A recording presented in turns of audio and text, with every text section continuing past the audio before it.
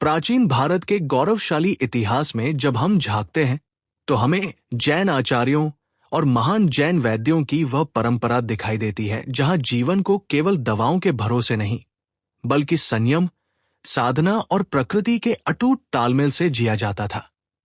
जैन वैद्य सागर और पूज्यपाद जैसे महान आचार्यों ने शरीर को एक देवालय माना है और इस देवालय की नींव हमारी हड्डियां और जोड़ है। आज के समय में जब हम घुटनों के दर्द, कमर की जकड़न और जोड़ों की सूजन से परेशान होते हैं तो हम भूल जाते हैं कि हमारे पूर्वजों के पास वह दिव्य दृष्टि थी जो बीमारी को जड़ से पकड़ती थी। जैन दर्शन के अनुसार शरीर में उठने वाला हर दर्द वात यानी वायु के असंतुलन का परिणाम है। जब हमारे शरीर के भीतर की हवा दूषित हो जाती है या उसका प्रवाह रुक जाता है तो वो हमारे जोड़ों के बीच मौजूद उस कोमल चिकनाई को सुखा देती है जिसे आज की भाषा में लोग ग्रीस या कार्टिलेज कहते हैं। इसी रहस्य को समझते हुए प्राचीन ऋषियों और मुनियों ने तिल के तेल और भीमसेनी कपूर का एक ऐसा अद्भुत मेल तैयार किया जो आज भी किसी चमत्कार से कम नहीं है। इस दिव्य तेल को बनाने की प्रक्रिया उतनी ही पवित्र है जितनी कि कोई सात्विक अनुष्ठान। सबसे पहले हमें यह समझना होगा कि औषधियां केवल जड़ी बूटियों का मिश्रण नहीं होती, उनमें पात्र और ऊर्जा का भी बड़ा महत्व होता है। इसीलिए जैन वैद्य हमेशा कांच के पात्र पर जोर देते हैं। मिट्टी या कांच ही वह तत्व है जो तेल की मौलिकता को बनाए रखते हैं। प्लास्टिक जैसे कृत्रिम पात्रों में रखा तेल अपनी प्राणशक्ति खो देता है और जहर के समान हो जाता है। जब आप एक स्वच्छ कांच की बोतल में शुद्ध तिल का तेल भरते हैं तो आप प्रकृति के सबसे शक्तिशाली वातनाशक तत्व को अपने हाथ में ले रहे होते हैं। तिल का तेल अपनी सूक्ष्मता के कारण त्वचा की 7 परतों को पार कर सीधे हड्डियों के मज्जा तक पहुंचने की क्षमता रखता है। इसमें जब भीमसेनी कपूर मिलाया जाता है तो वह एक उत्प्रेरक का काम करता है। भीमसेनी कपूर वह प्राकृतिक उपहार है जो दर्द को खींचने की अद्भुत शक्ति रखता है। कपूर को कूटते समय मन में शांति और श्रद्धा का भाव होना चाहिए।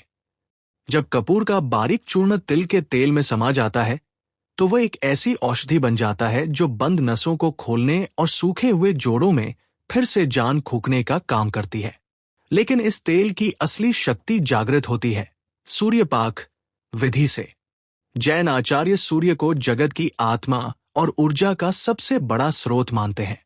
जब इस तेल भरी बोतल को 3 दिनों तक सूरज की सीधी रोशनी में रखा जाता है तो सूर्य की किरणें कांच के माध्यम से तेल के भीतर प्रवेश करती है और उसके अणुओं को सक्रिय कर देती है।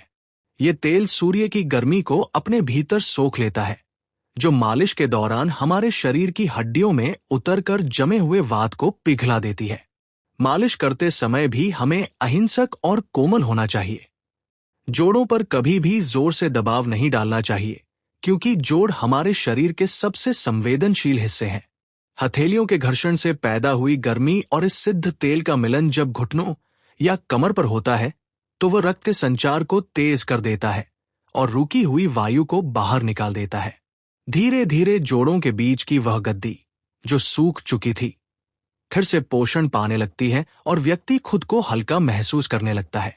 सिर्फ बाहरी प्रयोग काफी नहीं है क्योंकि जैन वैद्यक शास्त्र आंतरिक शुद्धि पर भी उतना ही बल देता है। जोड़ों का दर्द असल में हमारे गलत खान पान का आईना है। खड़े होकर पानी पीना आज की सबसे बड़ी भूल है। जब हम खड़े होकर पानी पीते हैं तो वह सीधा जोड़ों पर प्रहार करता है और वायु दोष पैदा करता है। बैठकर शांति से घूंट घूंट कर पिया गया पानी अमृत के समान है जो शरीर की चिकनाई को बनाए रखता है। साथ ही रात के समय खट्टी चीजों जैसे दही या अचार का सेवन हमारे जोड़ों के लिए धीमे जहर जैसा है। ये चीजें वात को बढ़ाती हैं और दर्द को और भी जिद्दी बना देती है। मेथी दाने का प्रयोग भी इस चिकित्सा का एक अनिवार्य हिस्सा है। रात भर पानी में भीगी हुई मेथी जब सुबह चबाकर खाई जाती है तो वह शरीर के भीतर से उन सभी विषैले तत्वों को बाहर निकाल देती है जो जोड़ों में जमा होकर सूजन पैदा करते हैं। प्राचीन साधु संतों की जीवन शैली हमें सिखाती है कि शरीर को गतिमान रखना ही उसे स्वस्थ रखना है। अगर हम बिस्तर पर पड़े रहेंगे तो हमारे जोड़ों की वह प्राकृतिक चिकनाई या ग्रीस पूरी तरह सूख जाएगी। हल्का व्यायाम जैसे पवन मुक्तासन या पैदल चलना हमारे शरीर की वायु को संतुलित रखता है।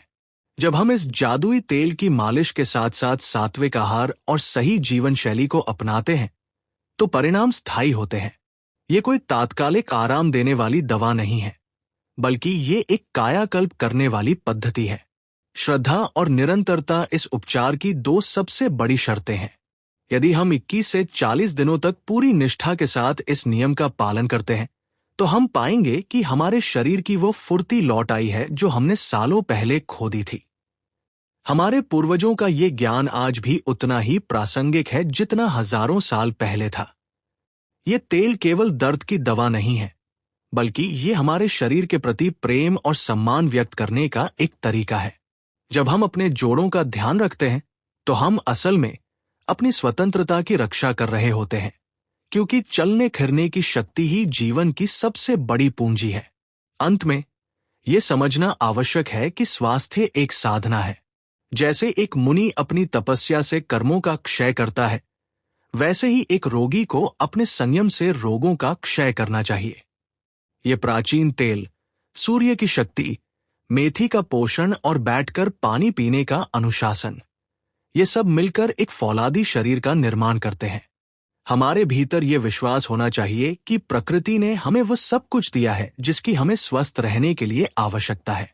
बस कमी है तो सही जानकारी और उसे अपनाने के संकल्प की।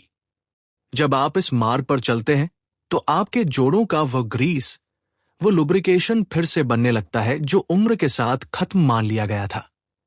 ये प्राचीन चिकित्सा पद्धति हमें लाठी के सहारे से मुक्त कर अपने पैरों पर गर्व के साथ खड़े होने का बल प्रदान करती है। तो दोस्तों, अगर आप भी इस कष्टकारी दर्द से मुक्ति पाना चाहते हैं तो आज ही इस सात्विक और प्राचीन विधि को अपने जीवन का हिस्सा बनाएं। अपने भीतर की सकारात्मकता को जगाएं और विश्वास रखें कि आपकी मेहनत और प्रकृति का ये उपहार मिलकर आपको एक नई और ऊर्जावान जिंदगी देंगे। अब समय है कि हम रसायनों को छोड़कर आयुर्वेद और जैन वैद्यों के इस अनमोल खजाने की ओर लौटें।